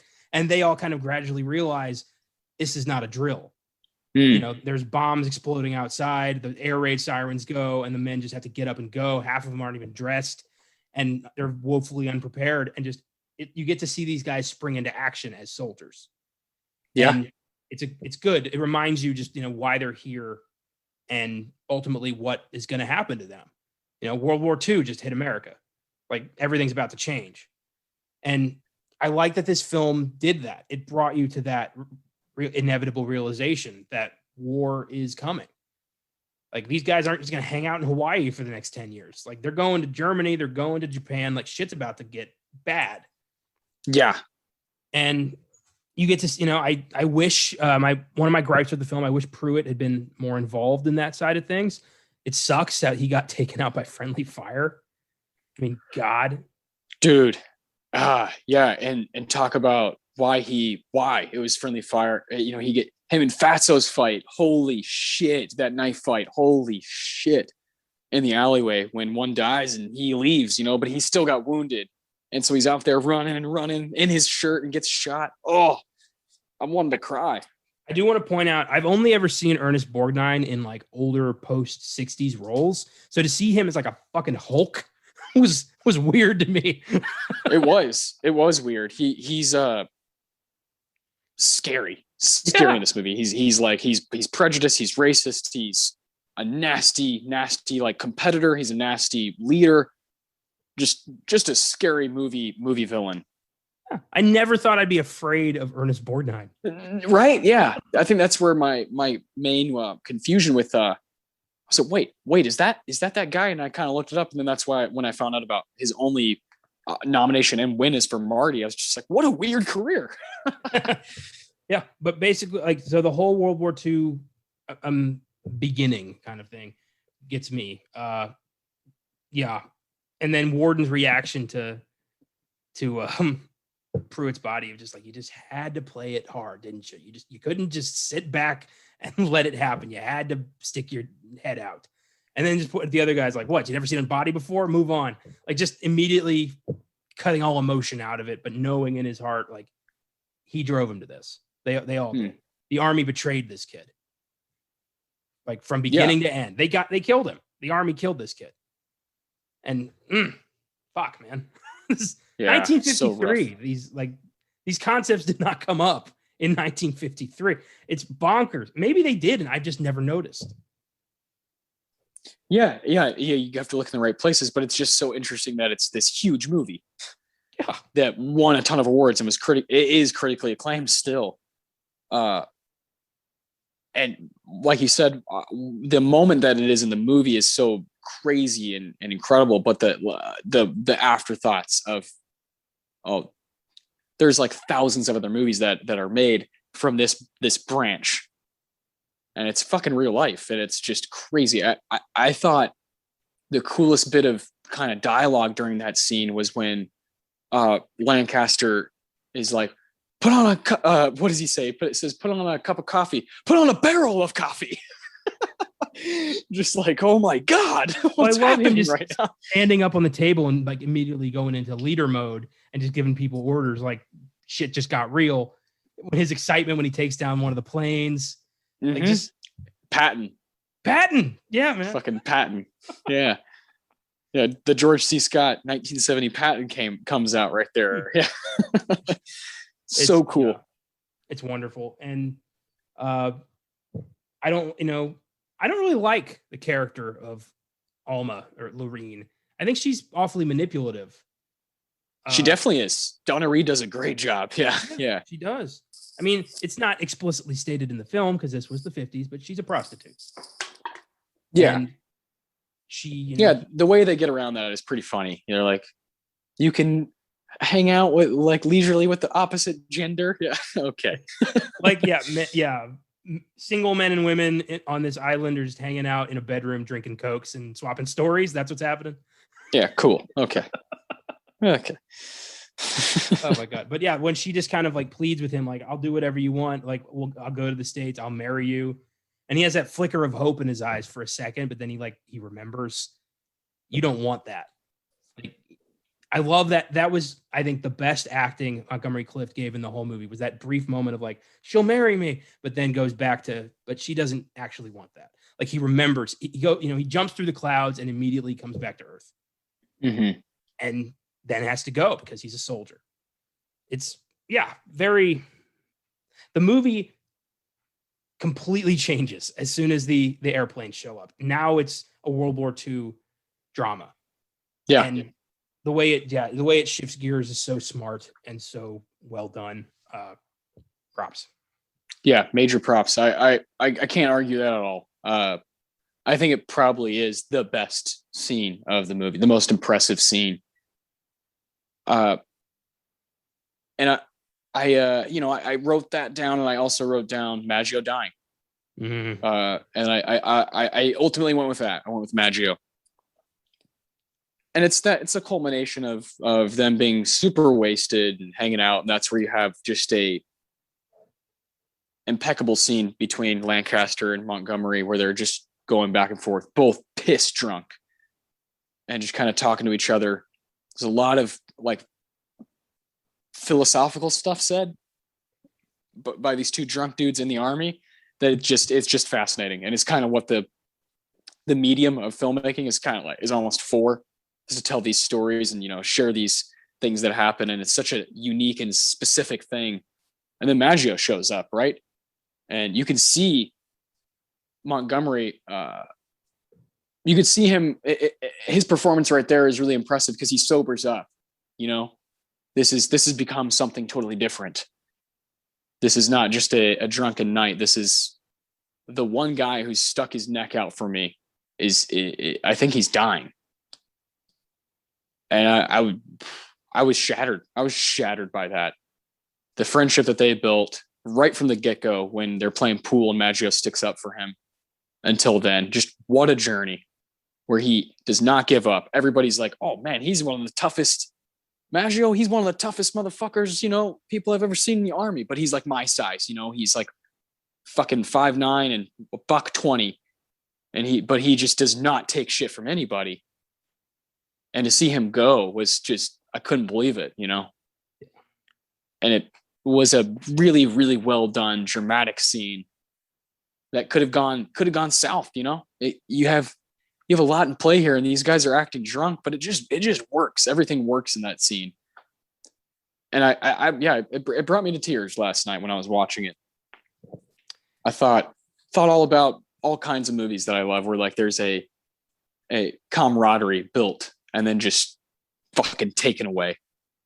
It's one of the best, ways to get to a person while they're watching a movie is, two people being split up. in a way that's not really fair, but is real and authentic. And I thought it was really rewarding to get through that. And then you have the movie really goes to a different place. Like you said, it becomes a World War II drama. It's almost like, love dies with Frank. Yeah. Yeah. Crazy. Sad, really sad. It's like, yeah, like grace and love and the kindness goes with him, and it was so satisfying for Fatso to die. So satisfying, because you just you don't see those scenes of him just beating the shit out of Maggio, but it's so well, the way they build it up. It's so that's really good storytelling, where they don't have to show you that. They can save time in the movie, but you just feel it from the performances and from Fatso, just the way he looks at everybody. Well, also, with that, my expectations were subverted, because the whole movie, you've got the reason they're attacking Pruitt is because he won't fight. But then I thought, like, he's gonna fight if they get Maggio out of the stockade. That's what I thought was gonna happen. He was gonna go to Holmes and be like, "I'll do it, but get him out of there." But then, with his death, like, it really doesn't, it takes you in a different way than you think it was going to. And not a lot of 50s movies are that unpredictable. So again, props. Yeah. Robert E. Lee Pruitt, man. I love that little bit at the end with Maureen and Karen, where she's like, "What was that name?" Like, she knows. They have that moment of realization. Like, God, that was so cool. Yeah, I thought that was a really good ending. Oh man. into the ocean, the end, and they're I'm never coming back here again. I think it's the most beautiful place I've ever seen. Oh man, yeah, just incredible stuff. Hats off to this movie. It's solid 9. I'm really glad I own it. You actually got me a copy of it. I'm really glad it's never leaving my shelf. It's a must see. It's an 8 for me. It is a solid film, great effort, great war film, fantastic performances all around. Yeah, man. Beautiful stuff. And next week, we're starting a whole different decade, my man. We're done with the 50s as of now. We'll be back one day. We'll pick a whole new 5, and we'll do a Best Picture showdown on a totally different year. And, I'm sure I'll watch some 50s movies in the meantime, but I definitely want a little bit of a break. So you have, a few ceremonies in the 20s. You have the 30s, the 40s, the 50s, the 60s. I see that as the old, that's kind of going back. That's going real far back. The 70s, 80s, 90s, 2000s, 2010s, and now 2020s are starting. I want to go back and forth between those. I want to take one decade from old and then go kind of to newer. And with you and I, this will be our first time going to a more recent decade. I felt like it was right to do the decade we were both born in, which is the 90s. And I felt like it would be really right to do episode 56 on a movie from the year we were born. So next week, we will be going back to an animated film. Yes, you guessed it. Toy Story. I cannot wait. A movie that appeared at the 68th Academy Awards, was nominated for Best Screenplay, Best Music, Original Song, and then Best Score, Musical or Comedy Score. And then, of course, it gets that famous Special Achievement Award, John Lasseter, for the development and inspired application of techniques that have made possible for the animation. Pretty nerdy stuff, but it paved the way for the Oscars, along with Beauty and the Beast. I think, hey, we need a category for these movies. We need a category to properly shout out these movies and honor these movies. And also, tomorrow we have a Luca episode coming out. So it feels right to stay in the Pixar world for about a week or so, with sneak preview and Oscar Sunday. So please come back next week and join us. This is a 10 out of 10 for both of us, a movie we just both adore. And again, it's 26 years old, just like us. Toy Story has been one I've wanted to do on the show since we started it. Yeah. One of the first movies I ever fell in love with as a child. Mm-hmm. It's it was the beginning of Pixar. Because of that film, we have so many other incredible films to enjoy now. And amazingly, the animation still holds up. Toy Story still looks great. Still is an amazing, fun movie to watch. And I breathtaking. Yeah, I don't know how we're going to get through those awards, those personal awards, because it's like, this is a movie that, you know, with From Here to Eternity, it's our first time.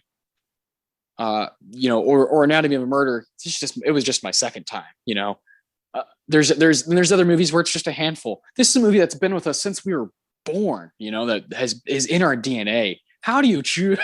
How do you choose a favorite of each thing? It's just a diamond, a total diamond.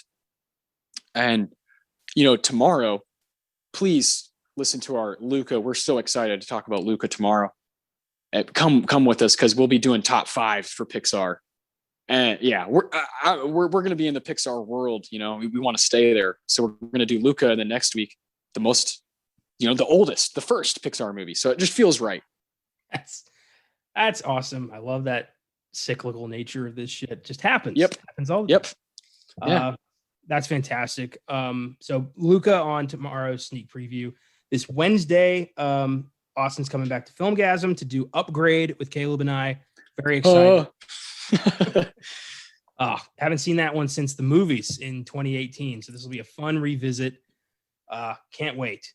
Good shit coming. This is fun. We're going to the 90s. We got some heavy hitters picked out for the next 5. Oh yeah. I think you guys are going to enjoy this. Yes. Fantastic. Thanks for listening to 5 episodes of Oscar Sunday in the 50s. Here's to 5 episodes of Oscar Sunday in the 90s. Hell yeah. Keep watching movies.